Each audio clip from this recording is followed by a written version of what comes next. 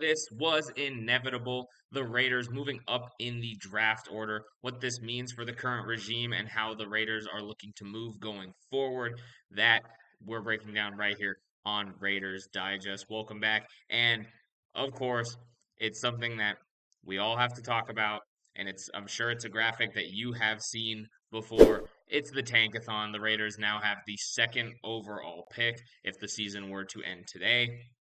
They have the same record as the New York Giants, 2-11, and the Tennessee Titans, who have the third pick. Giants have the first. This uh, this was due to the Titans and the Saints winning their games this past weekend. The Raiders and the Giants both on 7-game losing streaks, and it's going to be a battle between those two teams for what it looks like to be the first overall pick. Now we can talk briefly about the Raiders games against the Broncos. That game was awful. The Raiders still didn't look good, and it's another mark against Pete Carroll for the season. So we're gonna have to see what the team does about Carroll, how this goes forward. It honestly looked like the Raiders didn't know what they were doing, and the Raiders sadly don't look like a team that is trying to tank. Like they aren't pretending. Some teams pretend that they're tanking when they're putting bad football on. I don't think Pete Carroll wants to tank. Pete Carroll wanted to win. That's why he came. He's the oldest coach in the league. You think he's taking a rebuilding job? No, he thought he was going to win, and he looks flustered to be in this position. And when it comes to the draft pick, we all know the Raiders, they're going quarterback because Geno Smith has not been it. It's a bit disappointing for as long as we've said bench Geno, bench Geno, bench Geno. Now he is hurt. He had an injury which caused him to get benched for Kenny Pickett in the Broncos game. And I'm not rooting for any injuries. I think that is bad. But at this point, I don't know if he's missing any games. I don't know anything about the state of Geno's injury. But what we're looking at is hopefully the Raiders getting the number one pick. You kind of want Geno out there to lose the games like he's been doing for the last 7 weeks and all year, right? So it's a bit of a conflict of interest now. I don't think Geno Smith is missing any time, but he totally could. And the problem is Geno Smith now he's got 4 games to prove that he's still an NFL quarterback and for another team to take a chance on him, which I'm sure another QB needy team will. And I don't know if it's as a starter or if it's back to being a backup for him, but that's where he is. But it, for the Raiders' best interest, it's if we lose all these games with Geno Smith. Now, a big question mark to me is Pete Carroll because I still don't know what the team is going to do when it comes to having Pete Carroll come back to coach the Raiders next year. I think that's such a coin toss and it's really up in the air. And I'm sure there's only a few people that have the sway to make that opinion. And I don't know if they're even thinking about it or what they have thought about it.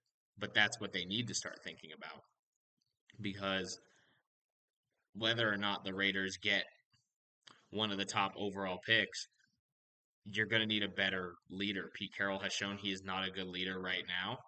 Uh, he has been a good leader with Geno Smith in the past with Russell Wilson, but like you're looking at these quarterbacks, and we're not going to really I'm not going to break down who I think the Raiders are going to take because there's going to be a lot of that now that most likely they're going to get a top 5 pick looking like a top 3.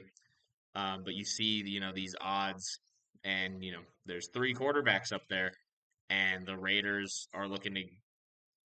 They're one of the few teams that needs a quarterback, like I was talking about when you go back at Tankathon. The Titans probably are not picking a quarterback. They're probably sticking with Cam Ward. That one's a little iffy. You don't know what a crazy GM could do. The Giants don't need a quarterback. Jackson Dart, as long as he's healthy, he's good. So they're going to take someone else. But there are some QB needy teams. The Saints. You would think the Browns don't want to take a quarterback, but everything has proved that they don't want Shador as their quarterback, so they either need to trade him, things like that. Um, but now it's a real look of what is the schedule looking like going forward. The Raiders, with 4 games left, or the Raiders and Giants, 4 games left, and you can look at the Giants' schedule right here. You know, they have the Commanders, the Vikings, the Raiders, and the Cowboys. They have some pretty bad teams, so there are, the Commanders should win that game. The Vikings Giants game could go either way. The Vikings have been awful. The Giants have been awful, right? The Cowboys should be winning that game against the Giants.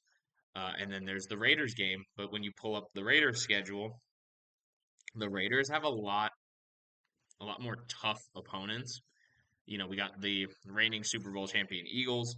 We got the Houston Texans who just beat the Chiefs. We have the New York Giants on December 28th, and then we have the Chiefs who most likely aren't going to make the playoffs, but if there is a slight chance they can make the playoffs, that week 18 game is a must-win game. You know, the Chiefs are used to sitting their starters in week 18. Now, Patrick Mahomes is most likely playing that game because they are fighting for a playoff spot. But it's really that December 28th game against the Giants, the tankathon, the tank game. That's what it is. You know, it's most likely going to determine who gets the number one overall pick for whoever loses that. And for the Raiders, they're going to take a quarterback.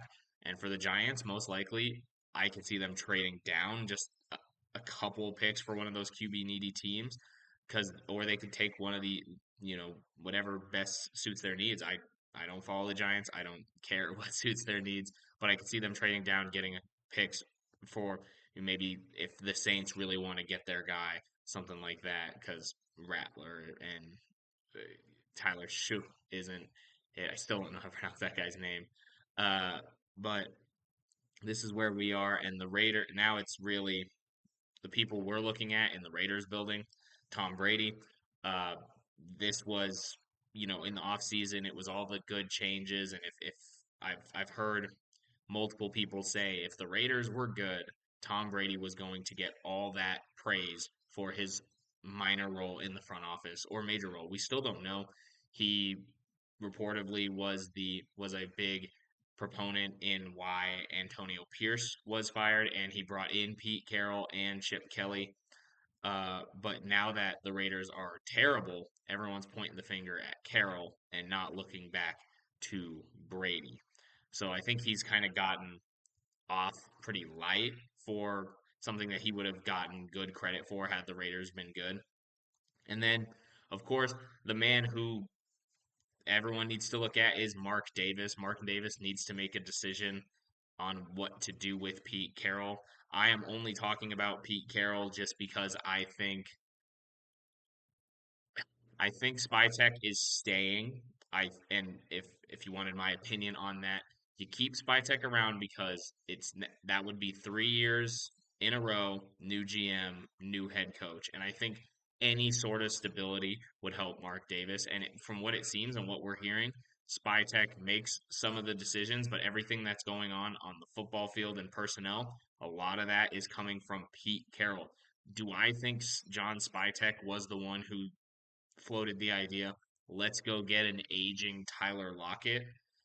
Or was it Pete Carroll who had tremendous success with him in Seattle after Pete Carroll got Geno Smith and Jamal Adams? So it really feels like Pete Carroll's making a lot of these football decisions. He's the one keeping his son in charge of the O line, who when we're the worst O line, we're not making the right decisions there.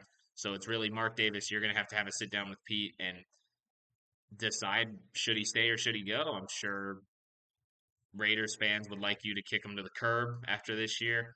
I'm sure some people could make an argument if you keep him, but that's a Mark Davis decision, and I'm sure he's going to listen to Brady.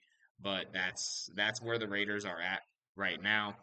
No matter what happens, we're going to be tracking that number one overall pick. We're going to be tracking who the Raiders are taking in the draft, and we're going to be tracking if the Raiders have a new coach going into next year. So stick with us here on Raiders Digest, and we will see you in the next one.